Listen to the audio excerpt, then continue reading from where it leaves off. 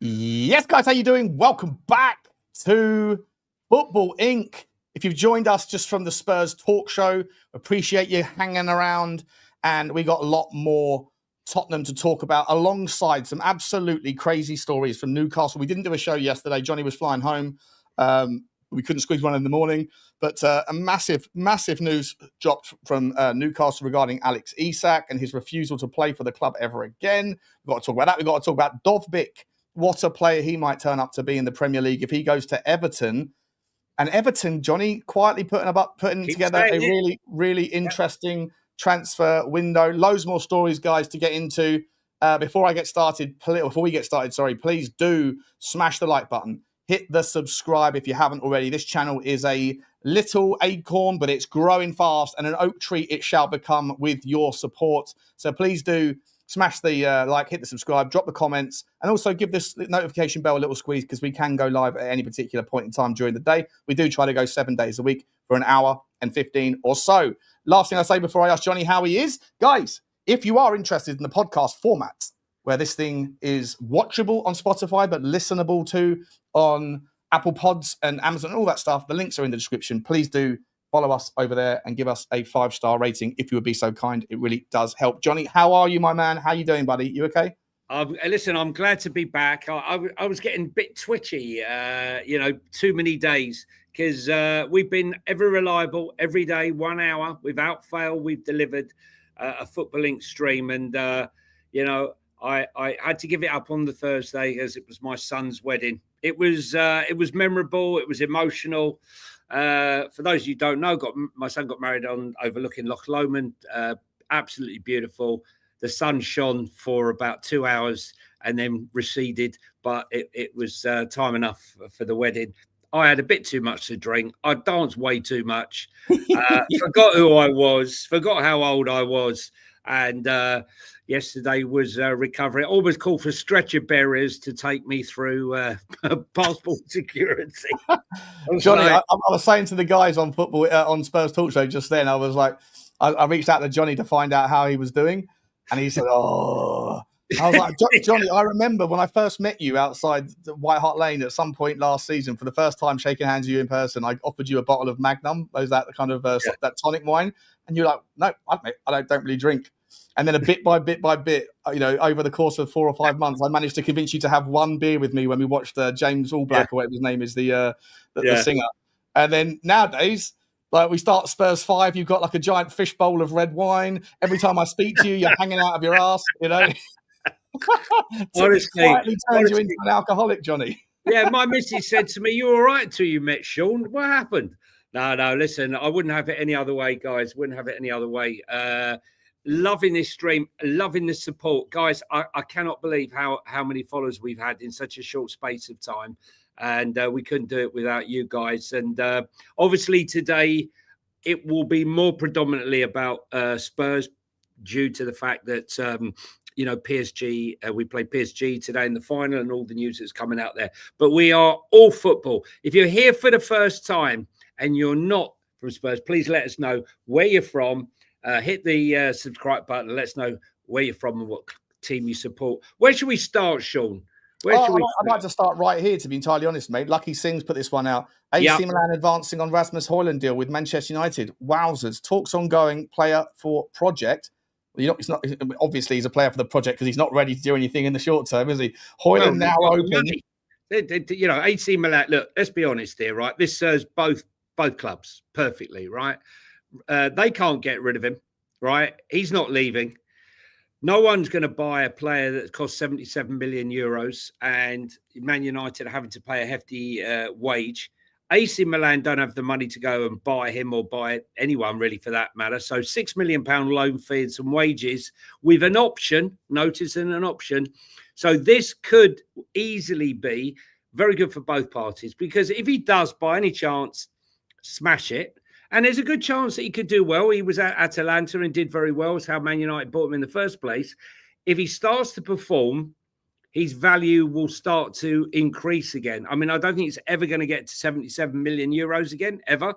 But you might be in the realms of the 35, 40 million if he, if he somehow turns it on. Very doubtful at the moment, though, Sean. Would you say? Yeah, very doubtful, mate. I mean, I don't understand where Manchester United have got the money from to put their scratch together. I just asked Connor the question at the tail end of the show on Spurs Talk Show. I said, it screams to me like there's something going on behind the scenes. Like people think there is with Tottenham. We assume that maybe there has been, but it's not announced. Government grant, Andy Burnham. How's that, by the way?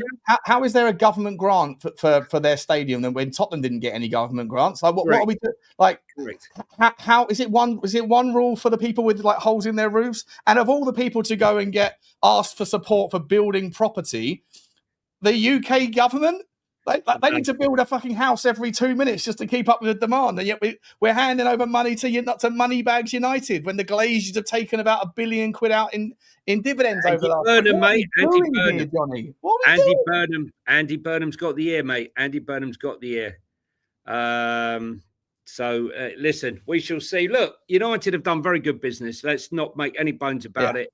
Sesko and Buemo, Højlund, and Bruno Fernandes. It's looking very good. And Ahmad, I think United have got everything other than what they really need right now, which is a proper goalkeeper and another top centre back. They have got Euro's tremendous player.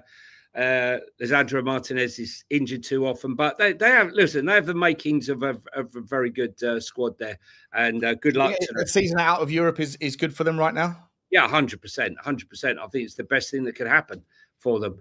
All they need to worry about is playing once a week, and with that team, I think they are well placed to make a crack at the top six. I still think they need, as I said, a goalkeeper. Whether that's Emi Martinez, whether they could somehow get into Donnarumma, I'm not sure of that. That's going to happen. He's going to Man City, isn't he? Well, he's Man City or Chelsea. I don't think Chelsea. Apparently, they've agreed terms with yeah. Man City well, now. Listen, there's a very good chance of that happening. Mate, that's a game changer for me. Not that I thought that that their goalkeeping situation was problematic beforehand, but Donnarumma, mate, he's 6'6". And he can get down like a goalkeeper that's 6'1". He's agile. He's a monster at saving penalties. I don't really understand. Well, I do understand it if he basically said to PSG, "I want out. I want to take the end of the season. You either sell me now or I'll go for free." Fair enough. But I don't think Chevalier is anything like as good. Well, at least Can I just ask if you're James Trafford, how are you feeling right now? Yeah. 100%. If that is the truth, if that is the truth, I still think Chelsea are going to come in with a bid. For Donnarumma? Yeah, I do. I mean, Mike Maignan, they've tried that one 2 or 3 times. That's not working. I'm not seeing them as an Emi Martinez sort of signing from Villa. But we shall see. There's plenty. I still think he's Chelsea bound. That's my thought. And there's that one, mate. Or there's also the other one we're going to talk about. We'll do it right now.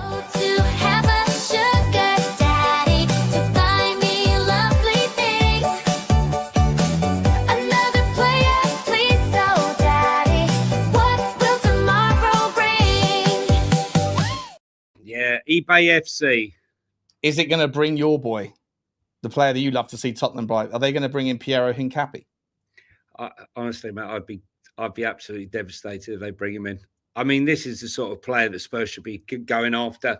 3 years, from the World Cup when he played for Ecuador in the World Cup, the last World Cup. It's getting on for 4 years next year, 3 years ago or more. And I've been waxing lyrical about it. And Sean and I have discussed it, and we've said we can't see Eric 10 months letting him go because he's lost so many players. But just after we started saying that, Chelsea get linked with Hincapié. They're saying they don't need any centre-backs, but I think they do. They absolutely do, mate. They do. Levi Colwill. They've got Colwill, who's injured, out for months, probably this season. They've got Fofana, who's very good. Beneath that, they've got Badiashile, who I think very average. I think he's all right, but they got Dizazi, who's an absolute shambles of a centre back, and then they've got Tosin Adarabioyo, who's not exactly like Champions League level stuff. Is he? He's a good player, Tosin, but he's not top draw. I think Tosin. You see, I actually think Tosin was a really good signing. Came through the Manchester City academy, and I always thought he was a good player. And I think like so many players that have been seduced by Chelsea, going to Chelsea, Tosin, Chukwuemeka, there's a whole host of players that didn't realise they were signing up for a trading company, as why I call them eBay FC, because that's all they do. They buy and sell, buy low, sell high, and some of these players haven't even played, and they're still selling high. So I noticed. So Christopher Nkunku, we mentioned this before. They look like Bayern Munich look like they're interested in him. I thought there was an outside chance that he might go back to RB Leipzig, Sean. Well, that's what makes sense to me, yeah. Yeah, but it looks now Bayern Munich. Your club. My club. We'll come on to my club in a minute. He's keen on a potential move to Bayern Munich, though he also has other suitors, such as my club, RB Leipzig. The preference is for a permanent deal rather than a loan. Very nice, mate. Hamburg, bad boy. This is an absolute rat-a-tar-tar of a shirt. Hamburg, double names on the back. Look at that. Hamburger SV, number 11. What's his name? Königsdorfer. Königsdorfer.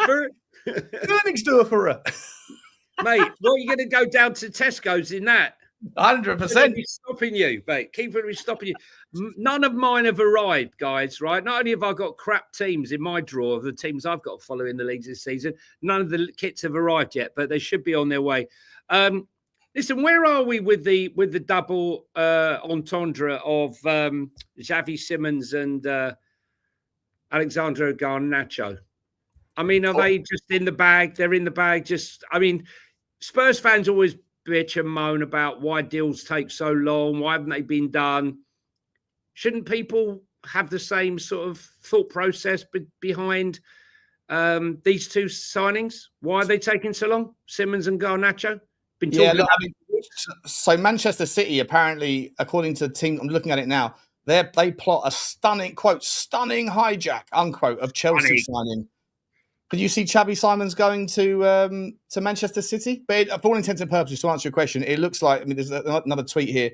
Xavi Simons remains fully focused on an agreement between RB Leipzig and Chelsea. City are currently slightly involved. CFC are staying patient in their pursuit. I think that maybe what Chelsea are doing now is saying that we've got that one wrapped up. It's all agreed, apart from we're going to try and move on Nkunku first to create a bit of space in the squad. Look, for me, I think all this smoke screen about Manchester City being shocked that Spurs have come in for Savio. Can't believe it. We don't really want to sell him. He's got such a great future here. I actually believe that Spurs have actually got a complete whiff of the fact that Manchester City are sniffing around Rodrigo. Hence the reason why they've jumped in here as an opportunity. Yeah. I think that's the player they're going to have playing on their left-hand side right now. We've spoken about Rodrigo. City will have Rodrigo. Is that what you're saying? Yeah, I believe that will be the trade-off. One will go, we would get Savio, and I reckon Rodrigo go. Look, Rodrigo's having to deal with massive egos in Kylian Mbappe, Vinicius Jr. He's also got Jude Bellingham there. I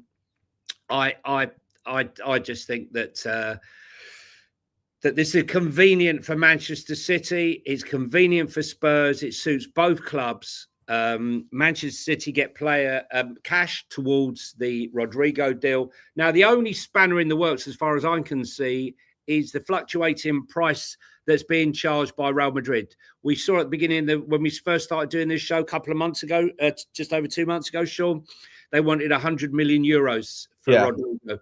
Then they said they would realistically look at around 80 million. Now it's gone back up to 95 million euros. Yeah. I think that's because of the madness that's been taking place in the market in the last 2 weeks. It's insane. Sesko, for me, great player, but nothing like an £85 million player. You're pricing in perfection for a guy that scored 8 non-penalty goals last year. That's Richie level stuff. €85 million. It's madness. And that stuff does have a knock-on effect. Every club that's a selling club that has a commodity is going to sit there and say, well, if they paid for that, that's the new comparable. That's the new comp that we have to work into our figures, because they know that they're going to have to go and replace, if they do, or whoever, in any environment. If you sell one, you probably buy one. And so if that's the market, that's the market. But all it takes is one bozo to overpay for one player, and it affects everything. Massively affects everything.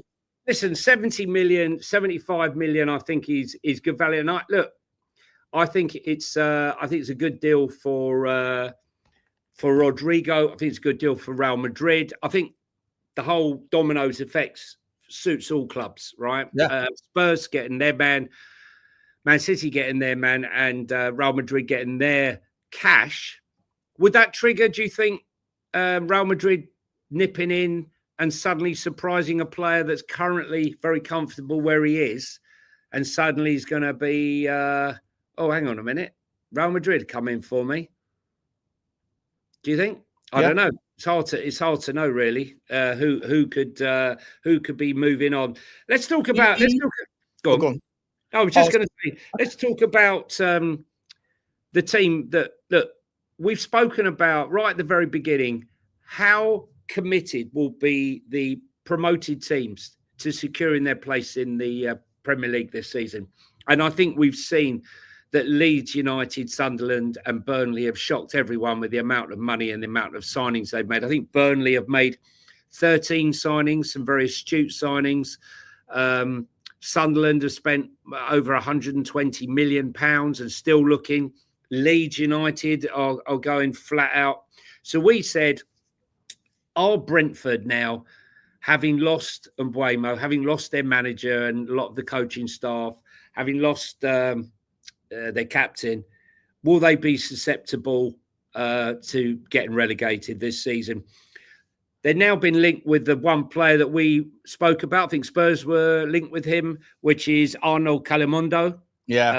I think he's a good signing from Rennes. Great player. Great player. You not think? I think Calimundo is, I think he's one of those players he's just very creative. He likes to do things himself. Like if he doesn't feel like he's got the support around him, he's more than happy to just think outside the box. Sort of, he almost sort of runs across the 18-yard box sometimes with the ball, looking for that final shot, and inevitably finds a way to get the shot away. Like he's a really, really cool. I know people have used this narrative in the Tottenham fan base, like they're comparing him to Jermaine Defoe a little bit, but I don't think. Not just because of his size and his stature and whatever else, but he actually does have that low back lift as well, and he's always looking to pull one off, And I think it's a sign of a confident player that when he gets the ball in a dangerous area, he's always looking to see whether he can make something happen here. And I think that Brentford he's a different type of player to Johan Bissell. He's a different type of player to any of the players that are currently in that Brentford team or that have left. But Brentford are going to have to go through their own new reinvention. And I think that he's the sort of player that for me, if they get him, I think that would be a... So where does Visser go, Sean? Does this, I mean, look, obviously they would like to pair Visser and Calimundo. But with Visser likely to go, I mean, is he as extreme as Alexander Isak and some of the other players? It seems like it's been a bit of a trend now. Go on strike. Oh, mate, it's wild. It's what that we'll talk about that in a sec. We'll get to just to finish the Visser one off. I think the Visser is going to leave. I think he's clearly doesn't want to be a part of the project there, and if his mates have left, Visser and is it only Newcastle though? No, I don't. No, I don't think so. I genuinely think if Tottenham were willing to do it, to pull them to put the money up, I think they would do it. I don't understand why it is that Newcastle haven't yet pulled the trigger, or is there truth to this notion that Newcastle basically have the deal agreed in principle, but that they weren't going to let that deal be done until Brentford have found a replacement? And so if they have found Calimundo, I would say it's to replace Visser rather than to work alongside him. I think once that's done, then you'll see Visser going to Newcastle, unless someone was to come in and try and steal it from. And I genuinely think as much as much as I don't sit there and think that Tottenham have got a more exciting project than Newcastle, I think it's very close. And I think you can make a strong argument if you wanted to say that Newcastle's project is very, very strong. I genuinely do think that there is an argument to say that Newcastle's, the way that they've gone about their transfer business this summer and kind of spoken, they haven't necessarily been a part of that, but all of the noise of every player that they've gone after, and they failed with every one of them. And then with this director of football leaving and not being replaced yet, and then now the Isak thing, it feels like Newcastle's entire project right now feels very shaky just because of a really weird transfer window. When if you go back 3 months, Newcastle, or 4 months, Newcastle won the Carabao Cup. You know, the Toon took over London. Incredible. They finally got their trophy. They've got a brilliant manager. They've got a great director of football. They've got the wealthiest owners in the world. Everyone's like, Newcastle's the place. Like, that's the next big major threat. And then this summer now, for me, it feels a little bit like that's shaky. Well, the brick that was pulled out and rocked the foundations was Mitchell. Yeah, leaving at a sudden short notice. So, yeah, interesting one. I don't want to. I'll come back to Spurs, obviously, but do you not think it's a bit strange that a guy who's worked with so many of these players for such a long time hasn't gone back to purchase one single player from his old club? Do you think Vissa is going to be the one and only player that he revisits? Yeah, unless maybe Ivan Toney. In a different weird world. I think Ivan's on just too much money out there. Yeah. I think he's, I think that one's sailed. If you ask me, I would have Vissa over him. I'd definitely take Vissa. I think Vissa's quality. Really should we do the super chat, Sean? I think we've got some super chats. Sorry, guys. Let's get into it. Blake L, big up to you, my man. You have started the train. Thank you very much, Blake. Appreciate you, buddy. Very, very cool of you always to get this super sticker train going. Fun fact, guy, there's 786 people here. If everybody just did what Blake did, then Jonny and I would have enough for a couple of good-looking birds to sit in the background for an hour or two every single day for a week. But yeah, by the way, smash the like button, guys. Nearly 800 people here. Amazing numbers for such a small channel. Really appreciate it. And please hit the like button as well. Kieran Dallas, big up to you. Says, send that train to Belfast. Choo choo to you, Kieran. We're picking you up. To be sure. That's not Belfast. That's careful. That's Southern Ireland. If we're going to get cancelled out anything, let's not be the mistake between the Northern Irish and the Republic of Ireland. I can do my M Paisley. Hi, Nye, Brian, Kai. That's all I can ever do with the Northern Irish accent. I appreciate you, Kieran. I'll go fully Irish later. On the Cup. Daniel Field, choo to you, Clapham Junction. Appreciate you very much indeed. Thank you so much, guys. And Choppy Cheese. Here we go. If Spurs lift the cup, I'll send Stell a jarred fart. You've got a fascination with farts, mate. It's a little bit odd, but I appreciate you. Appreciate you. And Mark is coming as well with our super sticker. Big up to you, Mark. Choo to you too. We really appreciate you guys. The super sticker train has well and truly left the station. And we're picking you up on the way to Super Cup victory tonight, hopefully. We'll come to the Super Cup at the end of, not the end, but at some point during the show. Jonny, just quickly, let's talk about Alex Isak, though, shall we? What is that? What is that? It's never playing. I'm never going to play for you again, even if you don't sell me. Look, it used to be back in the day when I started watching football, the clubs had complete control over players.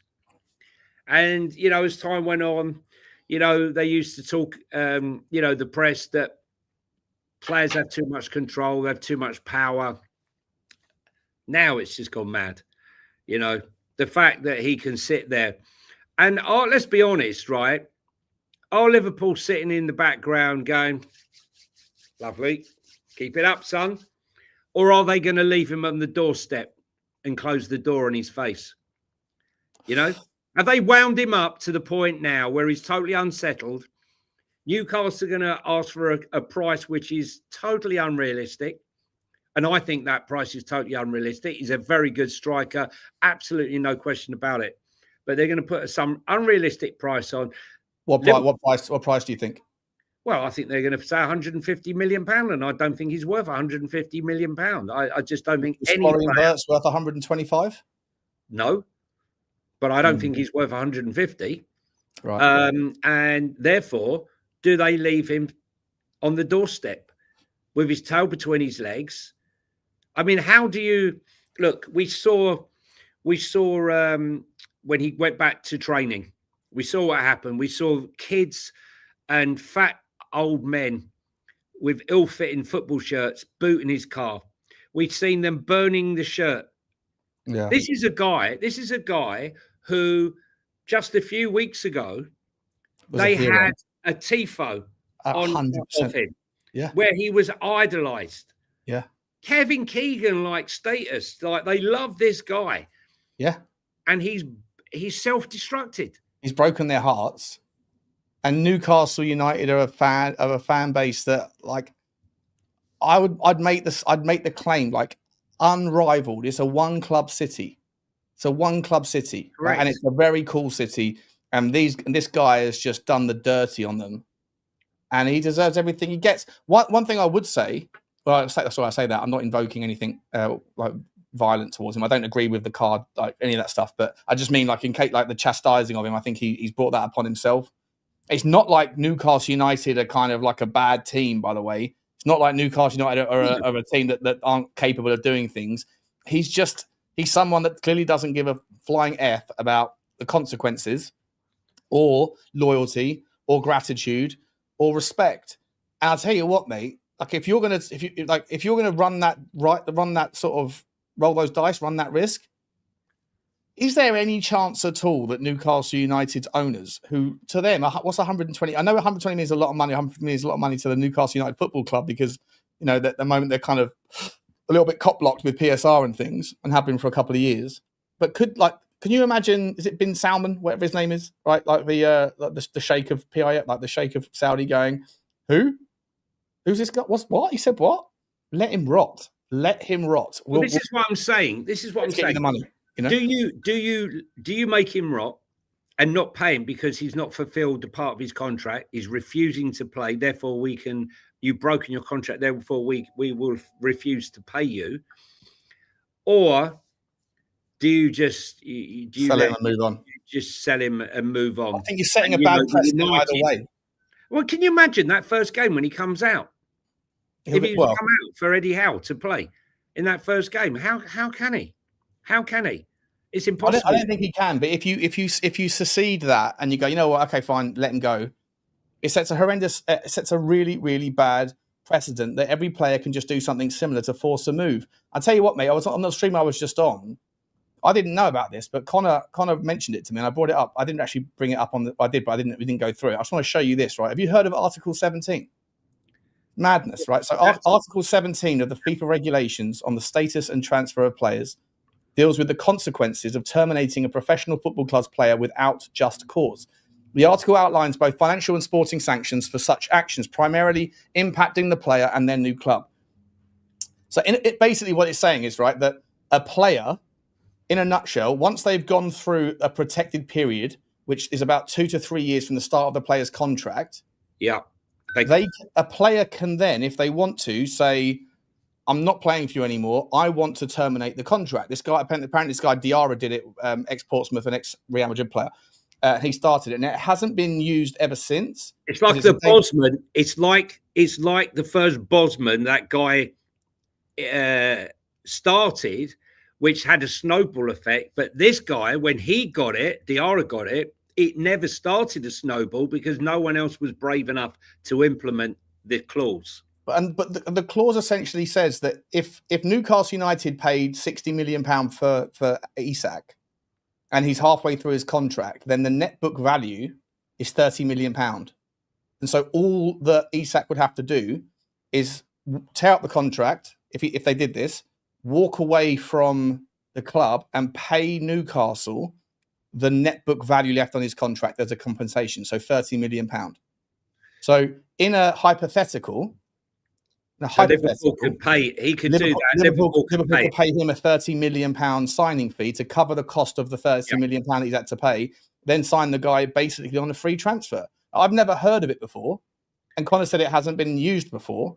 And if it did, God knows what the fallout would be. There'd be lawyers involved for months, like saying that Liverpool forced the player and tapping up and all that stuff. It's never been used, but it's insane. Absolutely insane. You know, it's quite funny because I actually had heard about this clause, but I had heard about it a while back, and it's funny because the people who were talking about, agents were talking about this, is that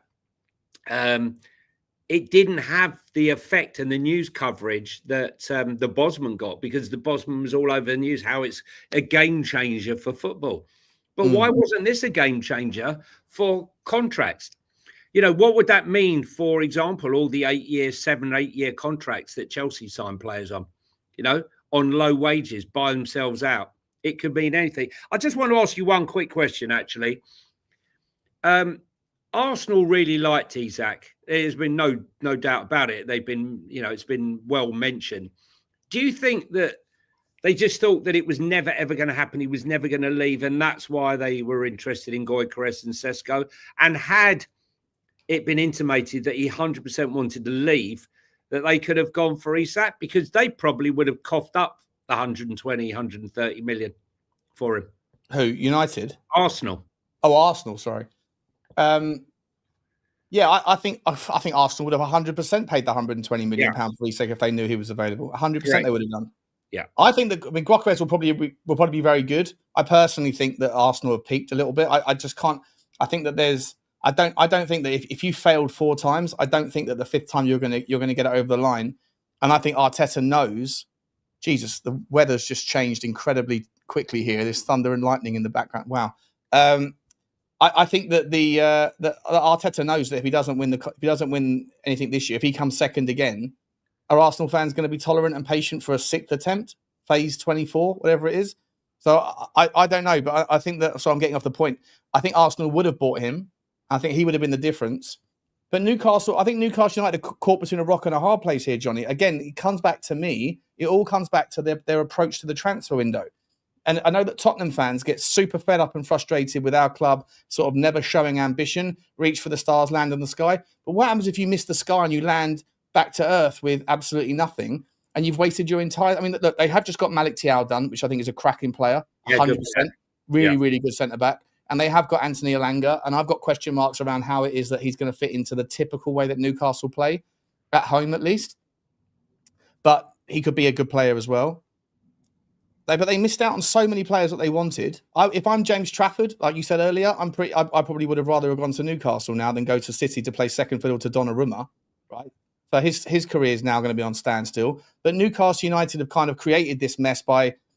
And again, I don't know the specifics, but it feels like they've made it all public, and then now you've got to run that gauntlet of saying, how do I convince someone who's 11th on my list to come, when he could just sit there and say, you only want me because the other 10 didn't.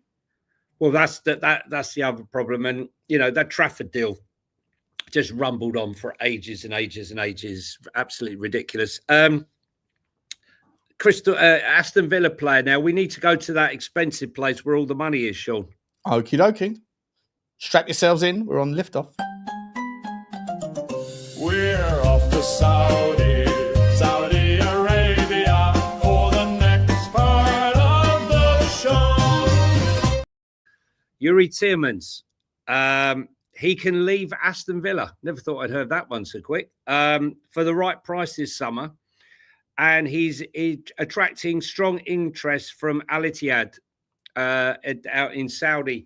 Are you a bit surprised that Villa are willing to let him go? Because we spoke about potentially Ramsey, Bailey, and maybe Martinez. Being the make weights to get Aston Villa onto the FFP and PSR off the fine bandwagon. I was a bit surprised. What's the price tag? They haven't listed a price. Fenerbahce are also interested, but I don't think they'll be able to compete with Al Ittihad. Or do you think he's going to go for the football reasons, not for the money? What football reasons? Exactly. Well, Fenerbahce's, let's be honest, Fenerbahce's a lot higher standard of football than going to Saudi. Yeah, it is. And it'll be a cracking season over there. The Turkish league, for those 3 or 4 teams, the other teams we couldn't even pronounce when we looked at them, but the 3 or 4 teams at the top, Besiktas, Galatasaray, and Fenerbahce, they've all had a monster window, or they're all trying to have a monster window. They're all throwing a lot of money in the direction of top players. Jesus, the weather here is going. Yeah, sorry, in the chat there, if for those on audio, the chat's going on about Ramsey off to Newcastle, for 35-40 million. Just waiting for that one to be ratified. I mean, that's a good deal for Newcastle. It's a very good deal for Aston Villa, who are desperate to get some cash in. Where should we go next, Sean? I've got loads of stories, mate. I mean, so I'm just, I've never heard thunder and lightning like this over my head before. It's wild, absolutely wild. Let me get the transfer story, my lists up for us.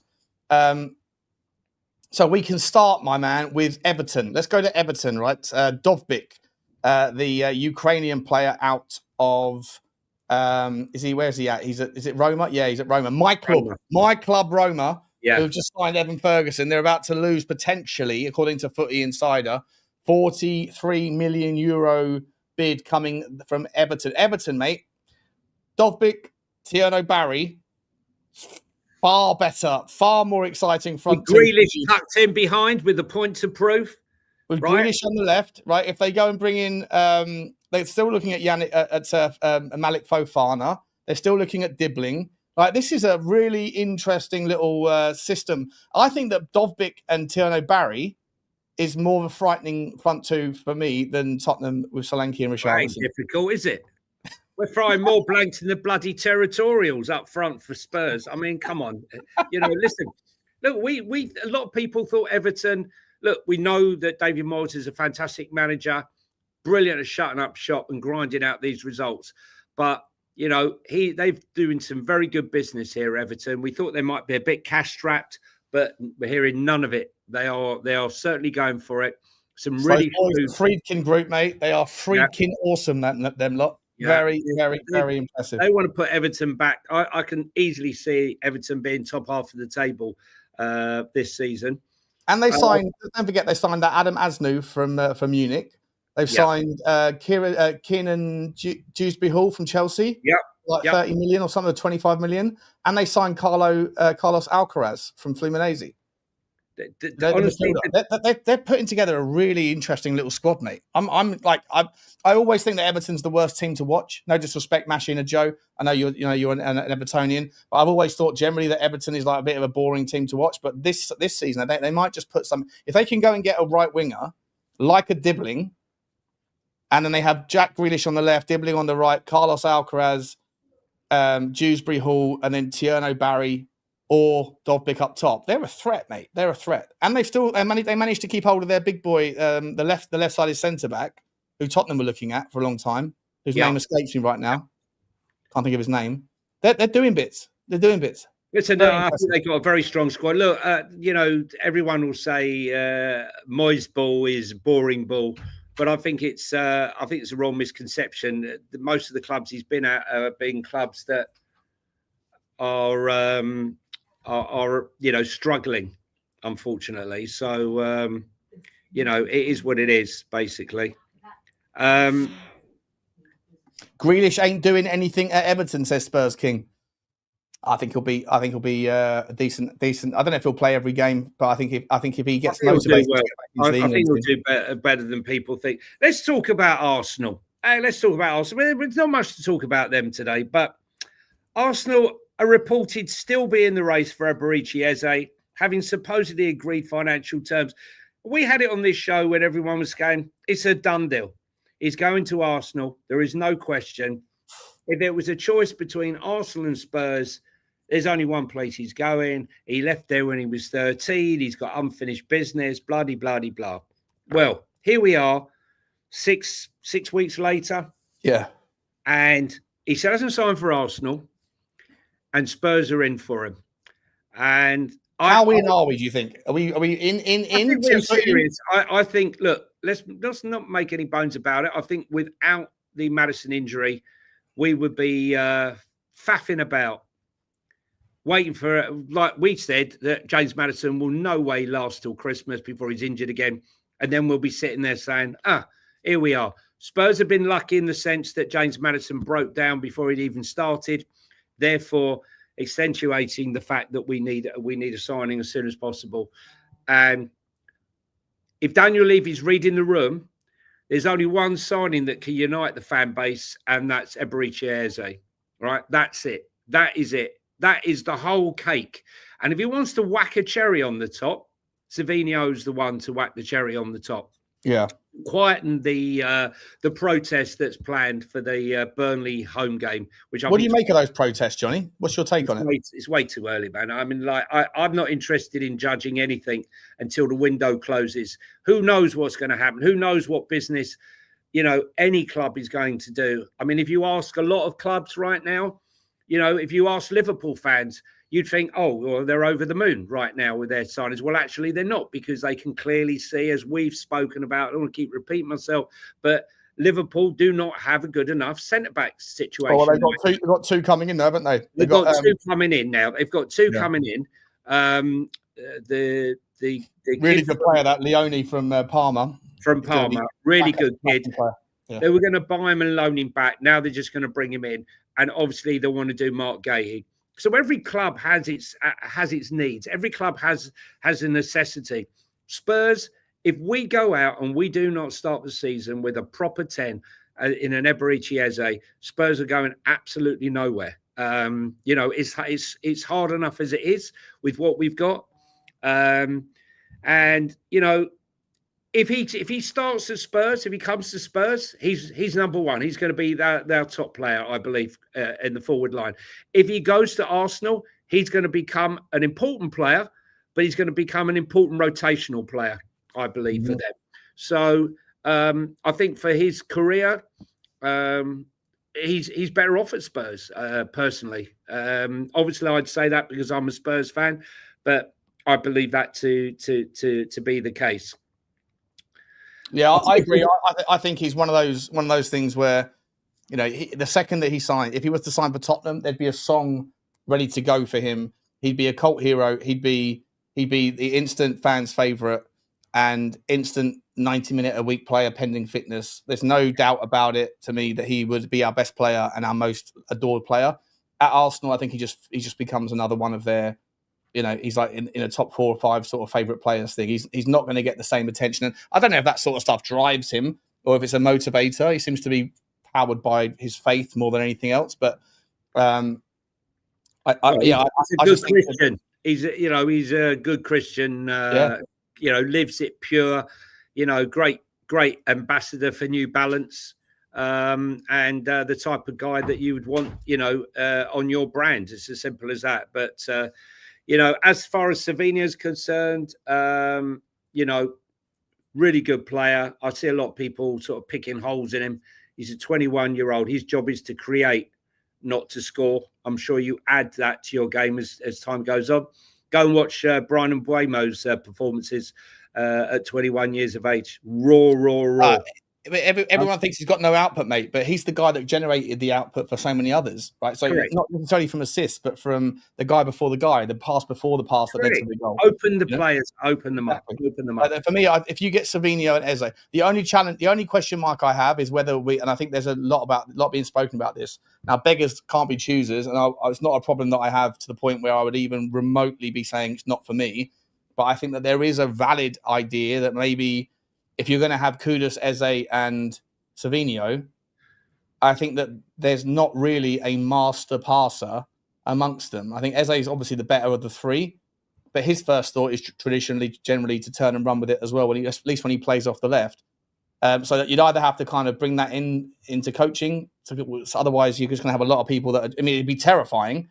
Like, as I said on the last show, if you win the ball back in the bottom half of the pitch and those 3 players are waiting at the top end, you can almost close your eyes and just smash it as hard as you can. And it doesn't matter whether you hit it right, left, or centre. If it lands at someone's feet who's going to turn and run, that's going to be a terrifying prospect for any any defence. But I think there is a relevant question around where's the passing master amongst that forward line. I'm not quite in agreement, but I would say that, Eze's essential, Savio isn't.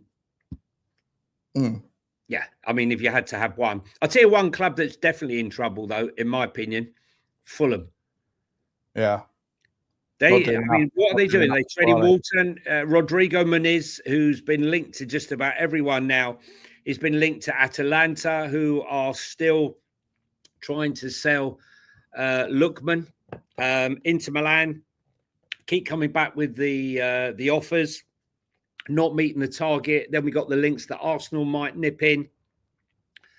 What are Fulham up to, Sean? It seems a strange one now. They're doing very little business. They're seeing all the teams below them investing. Maybe West Ham is one that's maybe in the same boat as them, losing more players than they're acquiring. You could include Callum Wilson in that, but no doubt it'll be on crutches by the end of the month. Yeah, the only player they've signed is Benjamin Lecomte, who's a 34-year-old goalkeeper from Montpellier in Ligue 2 for €500,000. They haven't signed anybody, and as departures, they've just a couple of free transfers. Like Carlos Vinicius left, Stephen Bender and Luke Harris have gone out on loans and things, and Willian left as well. But and they've lost Reece Nelson, who has gone back to Arsenal. So it's like they'll try and get him back. They will try and get him back, but he's again injured a lot. How much is he worth? How much is he really worth? And when you've got teams like Leeds United who are non-stop.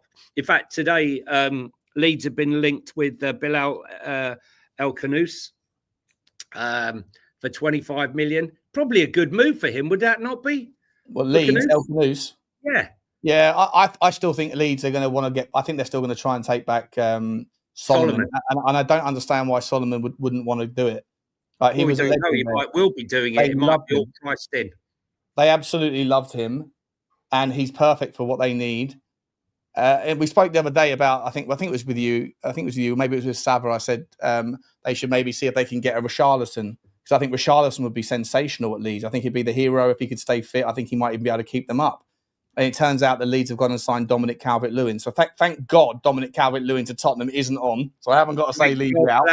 I'll tell you what, there was a big breath out when that 19 clubs around the Premier League went, woo! We got that one out. Guys, if you're in the chat and you haven't hit the like button, please hit the like button. And if you're here for the first time, please hit the subscribe button and tell us where you're from, what club you support. Sean, I think we got some more super chats, buddy. Yeah, we have indeed. Keith Edwards, big up to you, Keith. He said, we need Eze.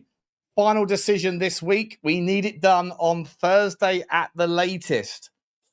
Yeah, look, I mean, the sooner the better, Keith. But I don't know if I think we've still got enough about us to beat Burnley.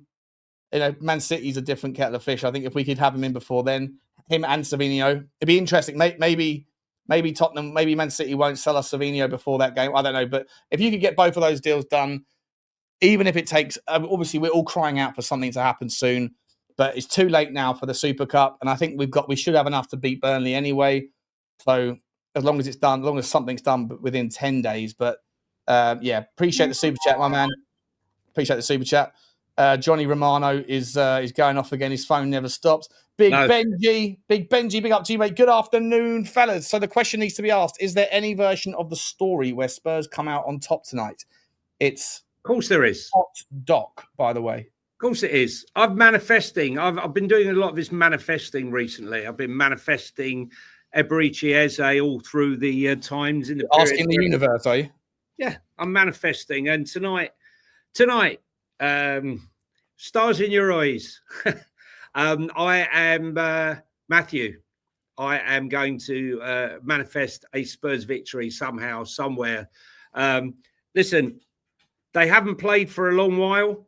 It's a massive ask. It's a massive manifesting ask. But I think, when you stop playing after a good while, a long, hard season, to get going again straight away, I think it might be difficult.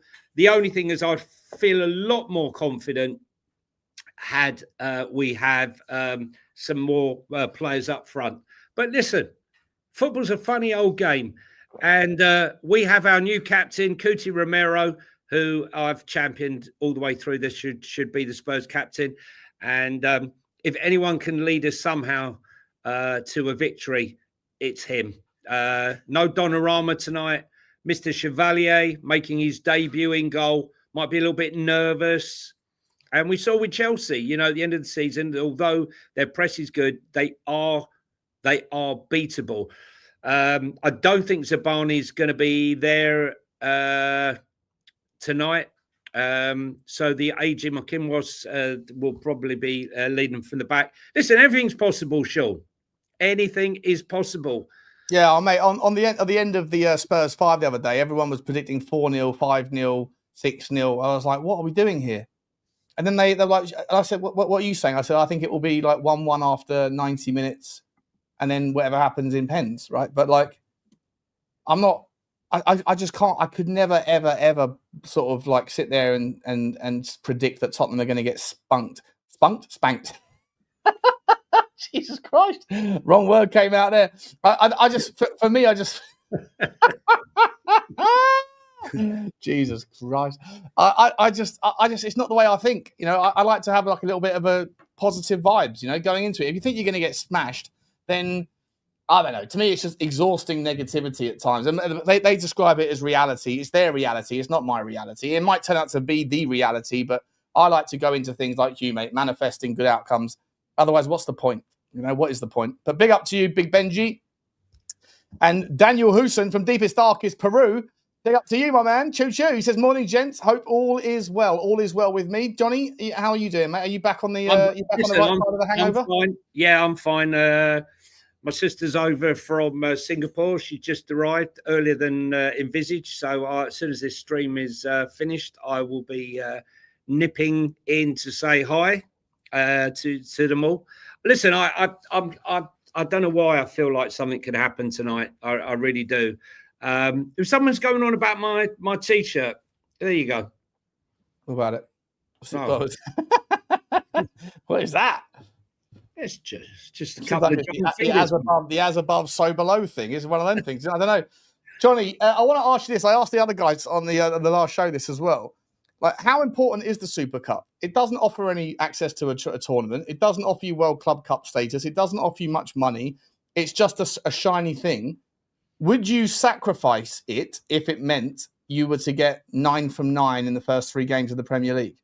I don't need to sacrifice anything, Sean. I don't believe in this sacrificing nonsense. Look, people say it's a nothing club, a nothing competition, right? Okay, let me read you some of the winners. Real Madrid 6 times, AC Milan 5 times, Barcelona 5 times, Liverpool 4 times, Atletico Madrid 3 times, Ajax twice, Anderlecht twice, Bayern Munich twice, Juventus twice, Valencia twice.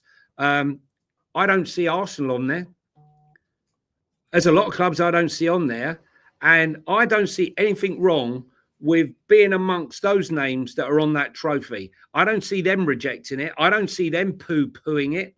So I'm not going to poo-poo it. A trophy's a trophy. We ended the season with a trophy, and if we started the season winning a trophy, Arsenal fans would go into absolute meltdown. They're already stressing already that there was even a possibility, even a 2% chance that we could win tonight is sending them into a tailspin. If any of you have seen the Paddy Power little skit today, it's very funny. Them complaining to UEFA that Spurs are in this competition. It's not legit. It's great, you know. It's great stuff. It's great fun. It's great stuff. Just quickly, I didn't see these super chats there, but beneath the fold there. Tony Rodriguez, big up to you, Tony. Hope you're okay, mate. Would you take Eriksen for squad depth? He's also said his PSG Spurs prediction is 4-1 to PSG. I wouldn't take Eriksen. No, wouldn't touch him with a barge pole. To be honest, I think the guy's an ungrateful man. The way he's treated most of the clubs he plays for, I think he's all out for himself, which is fair enough. But just not for me. I wouldn't want him back, even if he was still the player that he was at Brentford. Let alone the player he is now. He's cooked. So not for me. Johnny? No. There you go. Thank you, though, Tony. Appreciate you. Bobby Spurs has come back in with a super sticker. Big up to you. Choo-choo to you, Bobby. Choo-choo to you. We very much appreciate the super sticker train. And David Blair has said, I haven't seen a more Spurs player than Eze for a long time. Also, is Johnny's T-shirt asking him to smell its fingers? Smell my fingers. That is exactly what I like.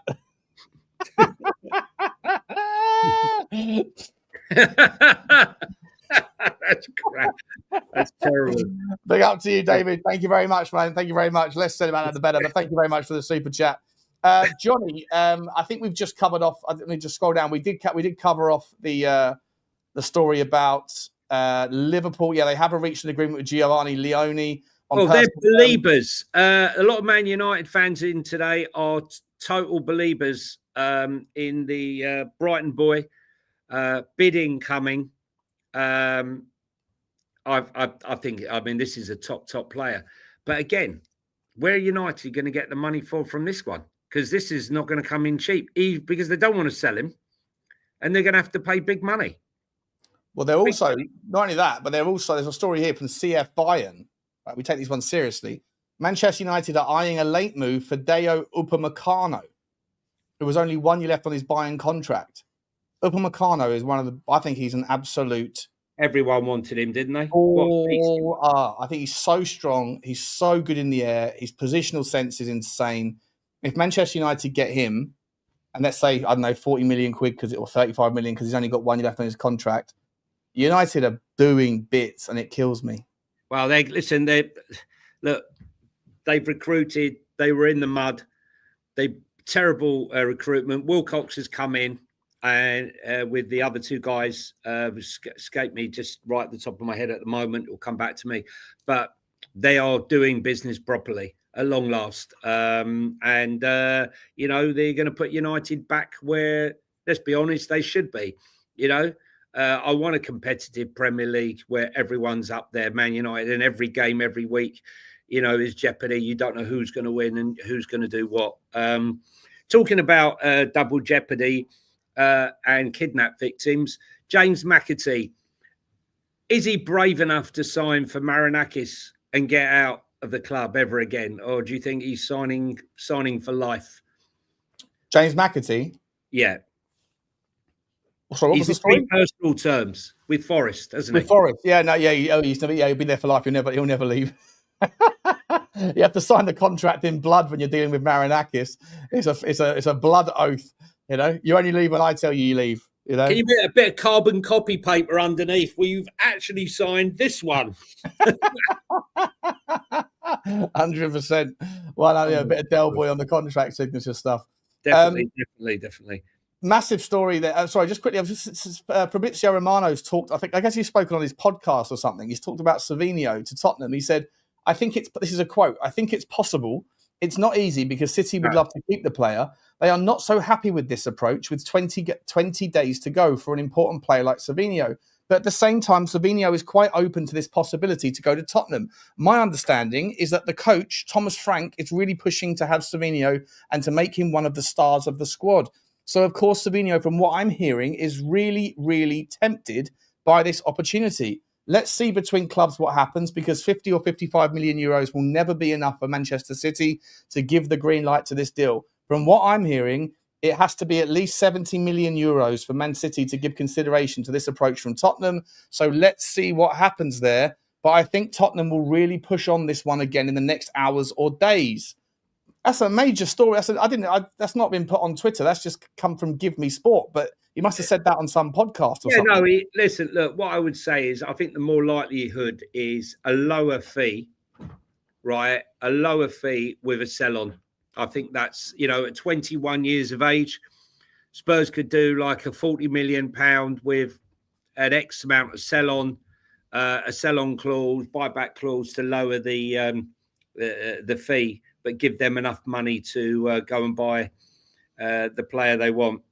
Look, I think Eze's definitely more reachable than this deal. But as I said to you before, I think City are just posturing there because I think they really do like Rodrigo, and he offers more. No disrespect to Savio, where he is in his stage of his career, Rodrigo offers a lot more. And let's be honest, if Rodrigo's getting picked up for 75 million, there's no way Savino's worth 70 million. So we shall see. My club, RB Leipzig, my club have finally reached an agreement over the signing of Romelu from Gotsepi.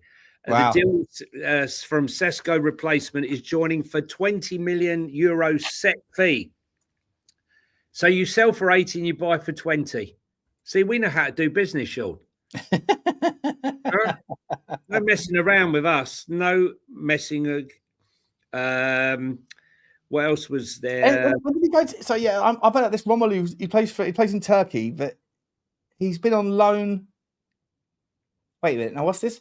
So it was Atletico PR, which is a team in Brazil. Yeah. He goes on loan to Goztepe, and then eventually Goztepe paid 2.5 million euros for the player. How much do you say they're selling him for? 20 million euros. In 6 months later. Yeah. 6 months later. That's insane. Good I've heard a lot Yeah. about him. I've heard he's a really nice striker. Really nice striker. That will be sold. They'll be selling him within 18 months, probably for 50. Yeah. No Yeah. doubt It's whatsoever. just the layer cake, isn't it? The layer cake of football. Oh, here's the bottom feeders of the Premier League at the moment, desperately looking for a deal. West Ham United have had a bid rejected by Southampton for Matías Fernandes. The Hammers made an offer worth 30 million, including add-ons, but Southampton value the 21-year-old at between 50 and 60 million pounds. Madness. He's a decent player, but he was. It's gone mad, mate. You can't. The market has gone bonkers for these kids. Bonkers. 60 million pounds for he got them. Like, he didn't get them relegated, but they didn't exactly like put up a fight, did they, last year? No, what are we doing here? He's a good player, but 60 million quid. This is just this ridiculous. This is just this ridiculous sort of movement towards young players. I don't care who you are, as long as there's a 2 and a 1, or you're younger than that in your age, your date of birth. If you're born before 2000, if you're born after 2002, you're not worth it. If you're born before that, after that, then we'll pay you 4 times what you've proven you're worth to be. It's pricing and perfection. It's madness. Yeah, listen, he's a good player, but he ain't 60 million pound at this moment or 50 million pound at this moment. It's as simple as that. As far as I'm concerned, guys, just to say, the Fantasy Football League will be closing at kickoff on Friday. The Football Inc. Fantasy Football Link. Please come and join it. We've got over 50, 60 people in at the moment. I know a lot of you don't do it, but I'm sure a lot of you do. But we'll be closing off, so you won't be able to get in afterwards. So don't be joining some other league and then think, oh, I'll come and join it now because it'll be closed. Sean has just dropped the link into the chat. So if you're going to do that, and tomorrow around about 4 p.m, I'm just going to confirm it with Sean. No, Blaine's just texted me saying he can't do it now. So we need to find someone else. We'll bring someone else on that can do it. It's no problem. But yeah, the first game of predictions is starting, and then every week, if you're a member of the show, you have a chance to come on and represent everybody else in the memberships with your predictions versus Jonny and versus mine. I'll give you a clue. You won't do as well as me. I am a very, very good predictor. Very, very good predictor. Oh, that's a bit of a statement. There's a bit of a statement there. So we'll have a look. If any of you are around for tomorrow and a member, we'll get you to start doing the predictor, and maybe we'll start getting people out on to do the link and come on and do their scores live on here rather than in the chat, Sean. I think that's what we should do. We'll have to find someone. I haven't got much longer, but no, well, we can round it off, mate. I think we've pretty much done most of them. There's a few more stories out there. One more. Go on. I'm just going to do one more here from Bournemouth. Bournemouth have now begun talks between Bayer Leverkusen and themselves over the transfer Amin Adli. Yeah. Bayer Leverkusen are demanding £30 million for the 25-year-old winger. I mean, can they really afford to be selling any more players? The deal is 100% on and very possible, says Florian Plettenberg. Let's have a look at Leverkusen's transfer. Amin Adli. So Bayer Leverkusen this summer have bought Malik Tillman, who's a wonderful player. I would love to have had him at Tottenham. They were working on that for ages, though, from PSV Eindhoven. Jarell Kwanzaa from Liverpool. Yeah. Ibrahim Mazza, don't know him. He's 19-year-old from Hertha Berlin. Flecken from Brentford. They had done quite a bit of business. And Ernest Poku from Alkmaar. All these guys, they're all kids, by the way. They're all kids apart from Flecken. Christian Kafane from Albacete. I don't know that guy. Abdoulaye Faye from Hacken, another 20-year-old, and a couple other young kids. And in terms of outgoings, they sold Florian Wirtz, Jeremy Frimpong, Kosunu to Atalanta for 20 million, Granit Xhaka to Sunderland, Gustavo Puerta, Hull City, and a couple other kids. And Jonathan Tah they lost on a tiny, like a €2 million deal or something to Bayern Munich. That is... Yeah, they're going for a major transition, Leverkusen, and a lot of the players that they bought are younger. So I think that they'll step back from the upper echelons of the Bundesliga this year. But they'll probably in a year or two they should be okay as long as Erik ten Hag can get the best out of them. But listen, a lot of Leverkusen's success was down to Alonso, wasn't it? Let's be honest. Yeah, it was. J Love in the chat, who said, "I've told my story about Eze so many times to repeat it again. But it was done 2 months ago, and I've been saying this for 6 weeks." J Love, with the greatest respect, okay, you're a nice guy, whatever. Eze's agent is my best friend, okay, and all I will say to you, right, with the greatest respect, it wasn't done 2 months ago, and that's all I'll say. Okay, just moving on. What other ones have you got there, Sean, before we wrap up? Como have signed, it's done deal. Alvaro Morata has signed for Como from AC Milan after leaving Galatasaray. We spoke about that one, didn't we? Aston Villa are hoping to re-sign Marco Asensio from Paris. Is that one you just did? Good deal. Yeah. And Bayer Leverkusen, going back to them, a verbal agreement has been reached between Bayer Leverkusen and Loic Bardi. Personal terms are now done, and now negotiations between the clubs are in full swing with the deal on. I'm not sure I know him, Sean. What's his name? Loic Bardi. Loic Bardi was linked to Tottenham last year. Very good player. He's a defender. Yeah. It is the same guy. Centre back for. Also, Bayer Leverkusen are considering a move to sign Al-Quanstar midfielder Equal Fernandez. He's on the list as an option in midfield. There's no final decision made yet, but Equal is appreciated by Leverkusen. That's according to Fabrizio Romano. Excuse me, all right. I think that's about it, Shawnee. Yeah, 100%. Guys, we'll say a massive thank you. We are going to be doing the predictions tomorrow. If you are a Tottenham fan, I'll be doing a live stream for the Super Cup tonight, a watch along. So come and check us out over there. I'm probably not going to do like a massive show beforehand because I've already done one today, but I'll probably go at 7:30 or something. So if you fancy joining, Johnny, if you're probably not, you've got your family around, haven't you? But if you want to, you're more than welcome to join. Guys, we'll leave it there. Thank you, everyone. There's been 950 people here for the whole show, basically. There's still 900 people here right now. Absolutely love the support you guys are showing the channel. Please do smash the like. Please do hit the subscribe button. And we will see you all tomorrow. Also, this stuff is on Spotify. You can watch it on Spotify. You can listen to it on Apple and Amazon, all that stuff. We will leave it there. Johnny, it's goodbye from me.